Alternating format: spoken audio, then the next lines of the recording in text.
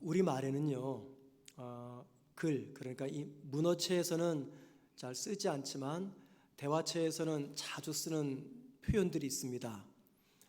그 중에 하나가 화끈하다라는 표현입니다. 화끈하다. 이 화끈하다라는 표현이 조금은 통속적인 표현이어서 그런지는 모르겠지만, 제가 그동안 책을 보면서 화끈하다라는 표현을 읽어본 적이 거의 없습니다. 그런데 글은 쓰지 않지만 우리가 누군가 대화할 때 이 화끈하다라는 말을 종종 쓰곤 합니다. 여러분들은 화끈한 사람이 좋으세요? 화끈한 사람이 장점이 많습니다. 그런데 좀 위험하죠. 저는 목회를 배울 때, 신학생 때 담임 목사님에게 늘 귀가 따갑도록 배운 게 있습니다. 목회는 화끈하게 하는 게 아니라, 목회는 대범하는 게 아니라, 목회는 소심하게 하는 거다. 그렇게 배웠어요. 목사가 화끈하게 하고 싶은 말 확 풀어버리면은 교회가 어떻게 될까요? 목사가 화끈하게 하고 싶은 건 마음대로 하면 교회가 어떻게 될까요? 목사가 화끈하게 하고 싶은 설교 내용 다 하면 교회가 어떻게 될까요? 그게 교회와 성도들에게 유익할까요? 아니면 불행할까요? 목사가 화끈하게 목회하면 그 교회는 곧 불이 나고 말 것입니다. 여러분도 마찬가지입니다. 교회를 섬기는 신앙인들로서 꼭 조심할 것이 있어요. 근데 기질상 내가 좀 화끈한 걸 좋아하는 분들이 계실 겁니다. 남자가 그래도 화끈하게 해야지, 이런 분이 계실 거예요. 그런데 교회에서는 그러시면 안 됩니다. 교회는 화끈한 대범한 내 성격을 누르고 소심하게 신앙생활 하셔야 됩니다. 상대방의 말도 내가 소심하게 듣고 상대방의 기분도 살필 줄 알고 화끈하게 대범하게 하고 싶은 말 다 해버리면요, 그것 때문에 누군가는 상처를 받게 되는 거죠. 무슨 말씀을 드리고 싶냐면은, 이 화끈하다라는 말 속에는 분명히 뛰어난 장점이 있어요. 어떤 장점일까요? 우리가 잘 아는 대로 짧은 시간에 확 타오르는 것입니다. 우리는 이걸 가리켜서 열정이라고 이야기합니다. 열정. 하지만 반대로 화끈하다 표현 속에는 단점도 있습니다. 그게 뭘까요? 빨리 달아오르는 것처럼 식는 것도 그만큼 빨리 식는다, 그 말이에요. 그래서 목회자든 사람이든 이 화끈한 사람보다도 초지일관, 처음이나 중간이나 끝이나 똑같은 사람이 진국인 것이죠. 그래서 화끈하다라는 말을 이해하기 쉽게 고친다면 이렇게 말할 수 있을 것 같아요. 하려면 분명하게 하고 말려면 때려쳐라. 아마도 화끈하다라는 말 속에 이런 뉘앙스가 담겨 있지 않는가 생각을 합니다. 자, 그런데 여러분, 한번 생각해 보죠. 뭔가 하려면은 정말 분명하고 확실하게 하는 게 좋고, 그렇지 않을 바 애당초 그만두는 게 좋습니까? 여러분 그렇게 생각하십니까? 예를 들면 자녀들이 공부하지 않을 때 부모들은 속이 탑니다. 너무너무 화가 나요. 그래서 부모가 참다 못해 던지는 말이 있죠. 그 말이 무슨 말입니까? 너 그렇게 하려면 때려쳐라, 이 말이에요. 저는 어릴 때 그 말을 많이 듣고 자랐습니다. 너 그렇게 하려면 때려치고 나가서 공장 가서 돈이나 벌어와, 이런 말을 옛날 우리 부모님들은 많이 했어요.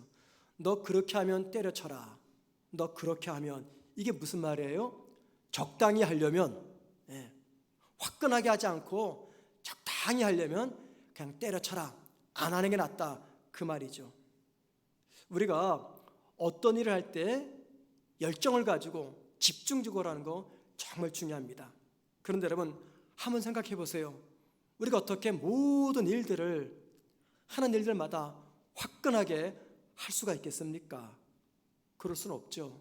자, 이런 생각을 하면서 제가 이런 생각을 떠올려 봤어요. 화끈하다 표현에 반대되는 표현이 무엇일까?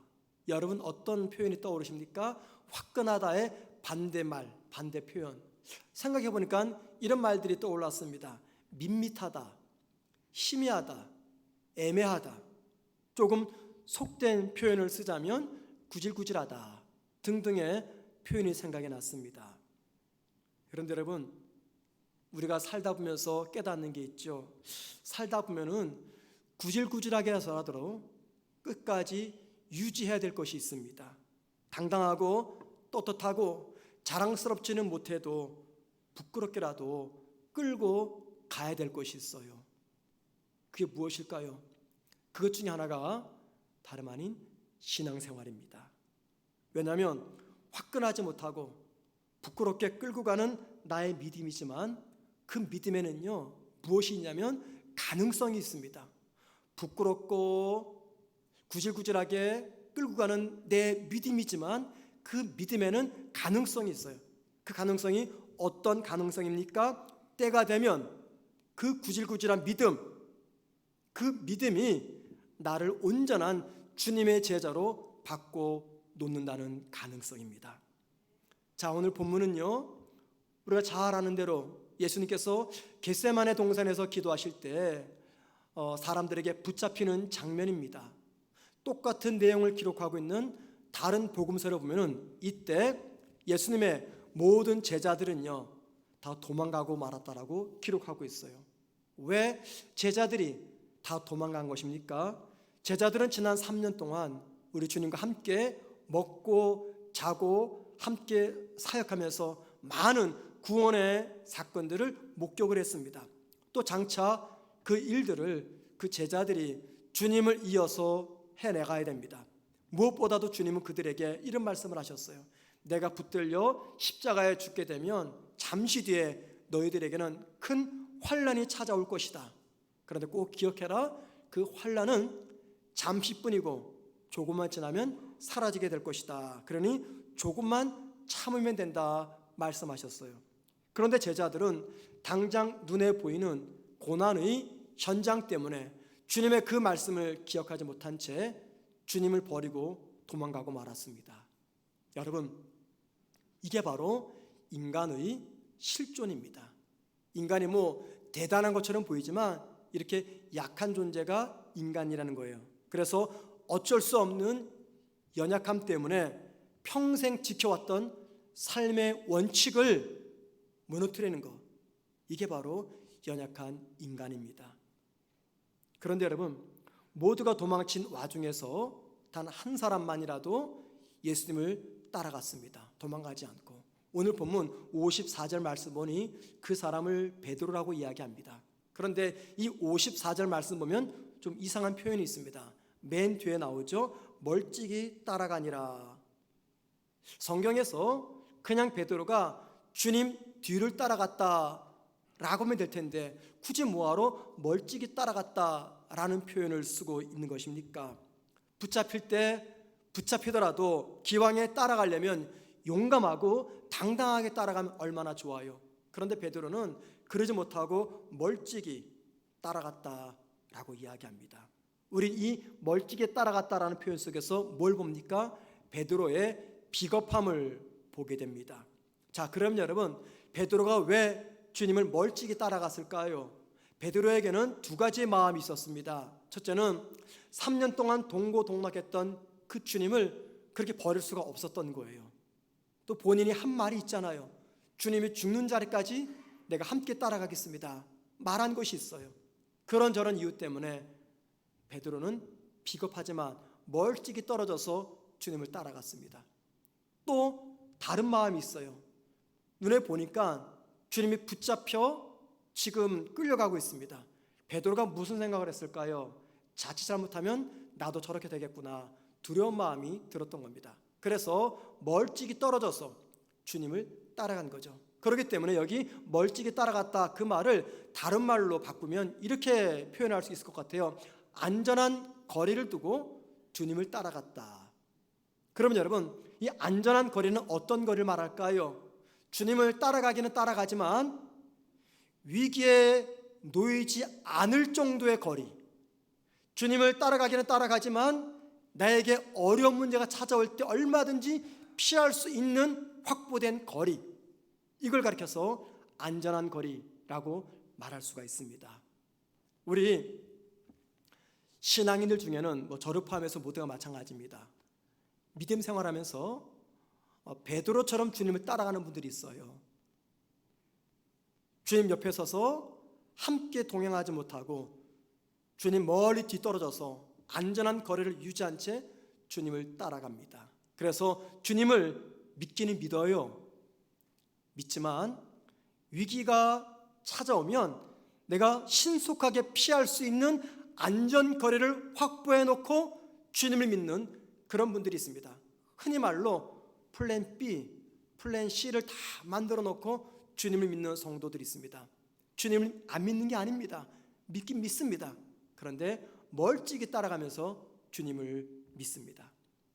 안전거리를 두고 예수님을 따라가는 베드로의 이 모습은요, 화끈하다라는 표현을 좋아하는 우리 입장에서 볼 때 정말 마음에 들지 않는 모습입니다. 그래서 이런 베드로에게 이런 말을 해주고 싶어요.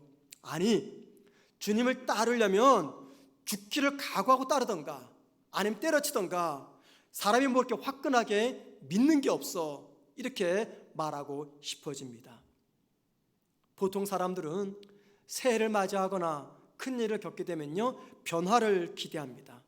자, 오늘이 2022년 7월 마지막 날입니다. 내일이면 이제 8월입니다. 1년에 7달이 이제 지나갑니다. 여러분들 모두가 다 2022년 처음 시작됐을 때 어떤 변화를 기대하면서 새해를 시작했을 거예요. 그죠? 새해가 되면은 모두가 변화를 기대합니다. 그리고 그 변화를 만들기 위해서 각오를 가지고 하루하루 살아갑니다.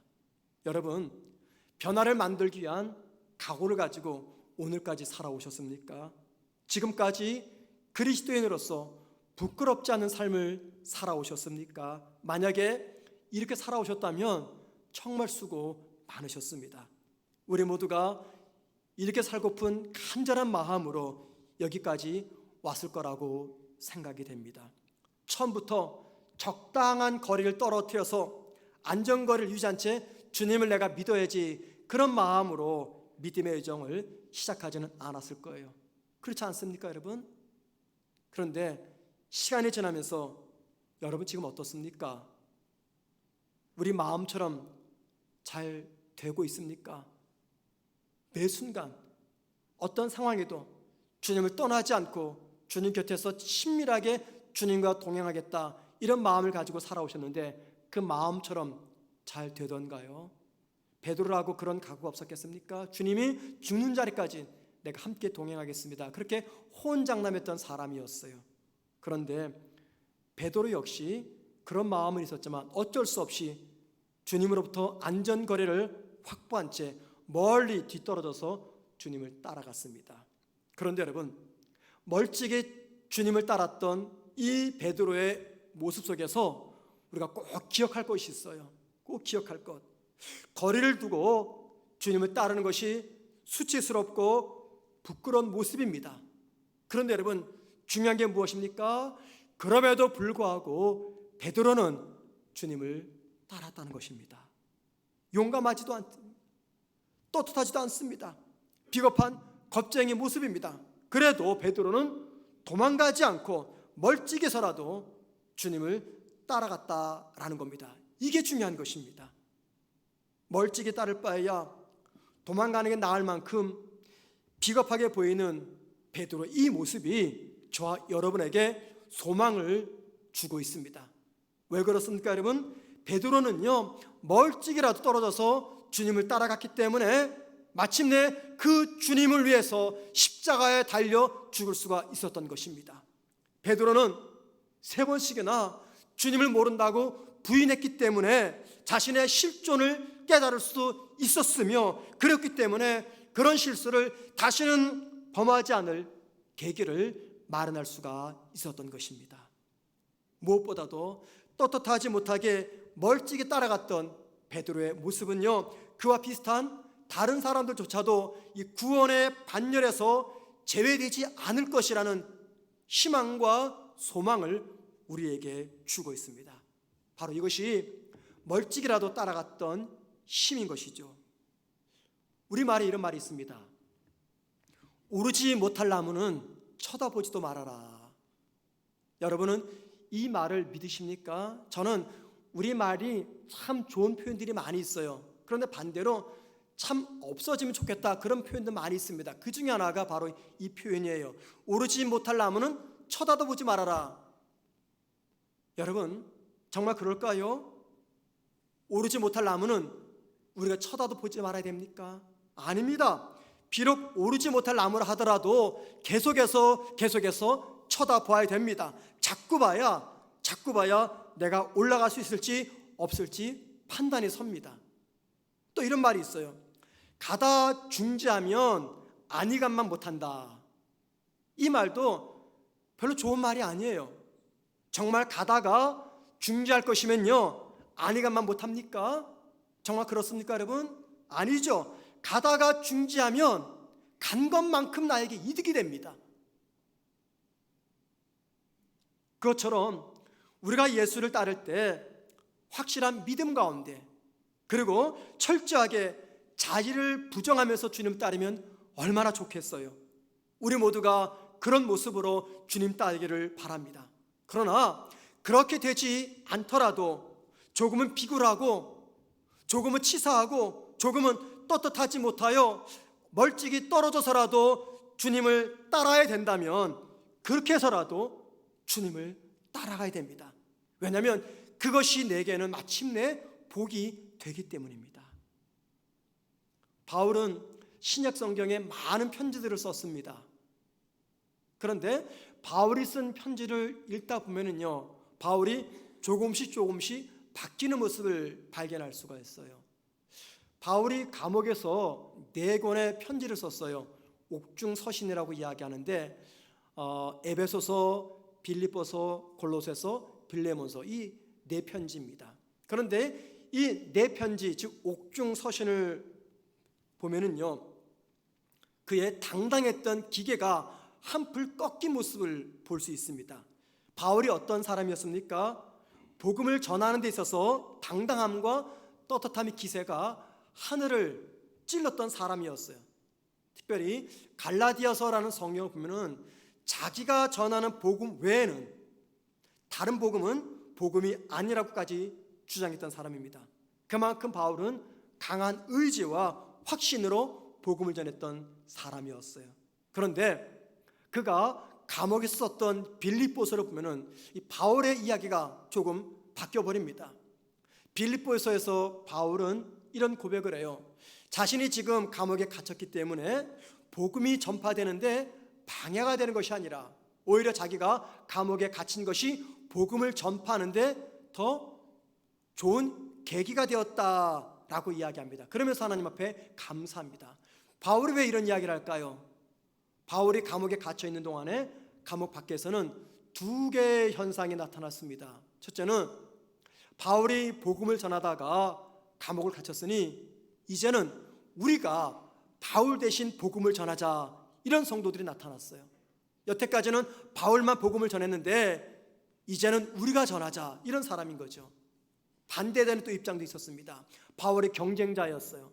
평소 바울과 경쟁 관계에 있는 사람들이 무슨 이야기를 하냐면, 야, 드디어 바울이 감옥에 갇혔다. 이제 우리가 마음껏 복음을 전할 수 있는 기회가 되었다. 바울이 갇혀 있는 동안에 우리가 더 열심히 복음을 전하자라고 하는 바울의 경쟁자들이 있었어요. 이런 이야기입니다. 어떤 회사의 사원을 좌지우지할 만큼 뛰어난 2 세일즈맨이 있었어요. 2 사람은 해마다 번갈아 가면서 판매의 왕을 차지할 정도로 경쟁 관계에 있었습니다. 그런데 한 사람이 회사의 특별한 프로젝트 때문에 먼 지방으로 떠나게 되었어요. 자, 그러자 남아있던 한 사람이 이렇게 생각을 합니다. 이 기회에 내가 확실하게 더 실적을 올려서 저 친구가 다시는 내 자리를 엿보지 못하도록 내가 격차를 벌려놔야 되겠다 생각하면서 죽기를 각오하고 세일을 합니다. 자, 그러면 여러분, 회사로서는 어떻겠습니까? 이래저래 다 좋은 거예요. 즉 그 말입니다. 복음 전도자인 바울과 경쟁 관계에 있는 사람들이 있었어요. 그들이 바울이 감옥에 갇혔다는 그 기회를 자기들의 기회로 삼아서 열심히 복음을 전하려고 뛸 듯이 기뻐합니다. 바울이 그 이야기를 들은 거예요. 그런데 바울이 그 소식을 듣고 너무너무 감사하다라고 고백을 합니다. 여러분, 바울이 원래 이런 사람이 아니었습니다. 옛날 같으면요, 용서할 수 없는 사람들입니다. 강력하고도 정연한 논리로서 이들을 공격했을 거예요. 복음을 전하더라도 그런 경쟁하는 마음으로 전해서는 안 됩니다. 당신이 그러고서도 복음의 동력자입니까? 사역에도 사역 윤리가 있는 것입니다 하면서 그런 사람들을 맹렬히 비난하거나 공격했을 거예요. 그런데 바울이 어떻게 변한지 아십니까? 그 모든 이야기를 듣고 빌립보서 1장 18절에서 이렇게 이야기합니다. 그러면 무엇이냐? 거칠애로 하나 참으로 하나 무슨 방도로 하든지 전파되는 것은 그리스도니 나는 기뻐하고 또한 기뻐하리라. 무슨 말입니까? 선한 의도이든지 악한 의도이든지 복음만 전해지면 나는 그것으로 기뻐하다 만족한다, 그 고백입니다. 여러분, 바울이 지금 무슨 말 하는 거예요? 의연하고 용기 있게 복음이 전해지는 것도 좋습니다. 그러나 부끄럽고 손가락질 당하는 떳떳하지 못하는 이유랄지라도 복음을 전할 수만 했다면 그것 또한 하나님의 은혜입니다. 이렇게 고백하는 것입니다. 여러분의 믿음의 여정이 자랑스러운 여정이 되기를 소망합니다. 떳떳하게 한눈 팔지 말고 성숙한 신앙인이 되어 가시기를 소망합니다. 그런데 여러분, 꼭 기억하십시오. 만약에 그렇게 되지 못한다 하더라도 절대 그만두는 일은 없어야 됩니다. 어떤 모습이든지 신앙을 붙잡고 계셔야 됩니다. 화끈한 믿음을 보이지 못했던 베드로, 이 베드로의 모습이 저와 여러분에게 큰 위로가 됩니다. 왜 그렇습니까?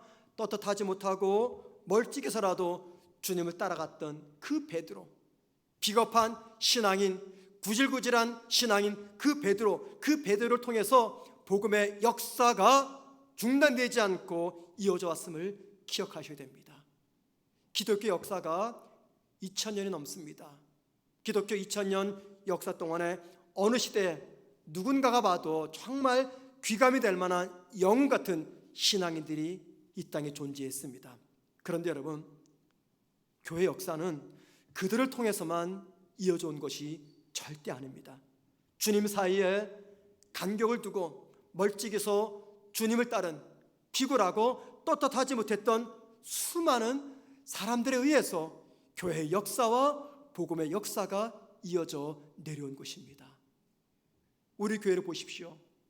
우리 교회가 이 땅에 설립된 지 30년이 훨씬 지났습니다. 여러분, 지난 30년이 넘는 세월 동안에 우리 교회는 떳떳하고 화끈한 그런 신앙인들이 있었기 때문에 교회가 건강하게 이렇게 지켜져 왔을까요? 모든 성도들이 다 화끈한 믿음을 가진 성도들이었을까요? 아닙니다. 우리들 중에는 저 같은 목사를 포함해서 많은 성도들이 정말 떳떳하지 못하고 비굴비굴하게, 구질구질하게, 비겁하게 그렇게 믿음 생활을 하면서 교회를 섬겼던 그런 성도들이 많이 계십니다. 때로는 넘어집니다. 때로는 쓰러집니다. 때로는 저게 신앙인의 모습이냐 손가락질을 당합니다. 때로는 내 스스로도 나를 용납할 수가 없어요. 이래도 내가 하나님의 사람인가? 이렇게 살아가는 내가 하나님의 사람이라고 말할 수 있을까? 그런 실패의 자리에서 우리가 살아왔어요. 그런데 바로 그러한 성도들 때문에 우리 교회가 여기까지 오게 된 것입니다. 중요한 것은 이겁니다. 우리가 주님을 따르는데 얼마나 떳떳하냐, 얼마나 최선을 다했느냐, 얼마나 자랑스럽느냐, 아니면 얼마나 부끄럽느냐, 이게 아니라는 겁니다. 이것보다 더 중요한 것은 무엇입니까? 내가 그럼에도 불구하고 오늘 지금 주님을 따르고 있다는 것입니다. 비록 자랑스럽지 못해도, 비록 비겁하고 심지어 구질구질하여도, 그래서 사람들에게 손가락질을 당하여도 내가 그럼에도 불구하고 믿음의 여정을 중단하지 않고 오늘도 믿음의 사람으로 살아가고 있다는 것입니다. 이게 중요한 것이에요. 이게 오늘 말씀을 전하면서 걱정되는 부분이 하나가 솔직히 있습니다. 오늘 같은 말씀을 들으면서 혹 여러분 마음에 지금처럼 멀찍이라 떨어져서 주님 따르면 되는구나 생각이나 하지 않을까, 이런 마음이 저에게 찾아옵니다. 무슨 말이냐면 멀찍이 떨어져서 주님을 따라가는 현재 내 모습에 여러분이 만족하실까 봐, 이게 제가 염려가 됩니다. 여러분, 할 수만 있다면 지금보다 더 가까이서 주님을 따라가십시오. 오늘의 말씀은요, 지금의 자신의 모습에 좌절하는 성도들, 오늘의 말씀은 지금은 믿음 생활 잘하지만 언젠가 찾아올지 모르는 영적 침체에 빠지게 될 그런 분들을 위한 말씀입니다. 혹 여러분 가운데 자신의 믿음의 상태를 보면서 스스로 부끄럽다 생각하는 분이 계십니까? 그런 분들에게 말씀을 드리고 싶어요. 베드로 이야기, 초대교회 역사가 중에 유세비우스라는 역사가가 있어요. 그가 쓴 역사에 보면은요, 베드로는 그의 마지막 순간을 십자가에 거꾸려 매달아 죽었다라고 기록해 놓았습니다. 아내와 함께 감옥에 갇혔습니다. 베드로 부부가 시간이 되어서 십자가에 매달려 죽기 위해서 감옥을 나서는 순간 두 부부가 중간에서 만나게 된 겁니다. 염려하고 두려워하는 아내를 향해서 베드로가 이렇게 말합니다. 여보, 주님을 기억하십시다. 그리고는 십자가에 못 박는 로마 병사들에게 이렇게 말을 했대요. 내 어찌 우리 주님처럼 똑같이 십자가에 매달려 죽을 수가 있겠소. 나는 주님을 3번이나 부인했던 죄인이요, 나를 매달되 거꾸로 매달아 주시오. 그리고는 십자가에 거꾸로 매달아 죽었다고 합니다. 여러분, 이 순간은요, 베드로는 반석 같은 믿음의 사람이었어요. 그런데 그가 처음부터 반석 같은 믿음의 사람이었습니까? 아니에요. 멀찍이 떨어져서 언제든지 위기가 찾아오면 도망갈 안전한 거리를 준비한 채 주님을 따랐던 구질구질하고 비겁하고 비참한 신앙인이었습니다. 그 베드로를 보면서 우리 모두가 용기를 내었으면 좋겠습니다. 이번 한 주간 살아가는 동안에 오늘 말씀을 들었다고 해서 분명히 나와 주님과의 거리가 갑자기 가까워지지는 않을 겁니다. 오히려 주님과의 멀어진 거리를 좁히면 좁힐수록 세상의 많은 것들이 그러지 못하도록 저와 여러분을 유혹하며 방해하며 쓰러뜨릴 겁니다. 그래서 이번 한 주간 동안에도 점점 더 멀어지는 내 모습을 발견하게 될 것이에요. 그때 사탄은 저와 여러분에게 분명히 이렇게 말할 겁니다. 화끈하게 믿지 못할 바에야 차라리 때려치는 게 낫다. 여러분, 속지 마세요. 사탄의 음성입니다. 베드로처럼 멀찍이라 떨어져서 주님을 따라가셔야 됩니다. 여러분, 매 순간마다 내가 원하는 대로 그렇게 내 믿음이 자라면 얼마나 좋겠어요. 그런데 그럴 일은 절대 쉽지 않습니다. 수없이 넘어질 겁니다. 수없이 좌절할 거예요. 내가 이렇게밖에 살 수 없나? 내가 믿음의 사람 맞나? 지난 주일 예배 드렸던 그 예배가 나에게 무슨 의미가 있나? 스스로에게 용서하지 못할 마음이 찾아오게 될 것입니다. 그래도 여러분, 포기하시면 안 돼요. 떠나시면 안 됩니다. 멀리 떨어져 계시더라도 그 상태에서 주님을 따라가셔야 됩니다. 그렇게 따르다 보면은 어느 때가 되었을 때 주님이 저와 여러분을 십자가를 질 수 있는 그 자리까지 세우십니다. 그 때를 바라보면서 오늘 비록 멀찍이 떨어져 있는 주님과의 거리지만 영원토록 떠나지 마시고 그 믿음의 자리를 끝까지 지켜내시는 저와 여러분 되기를 주님의 이름으로 축원을 드립니다.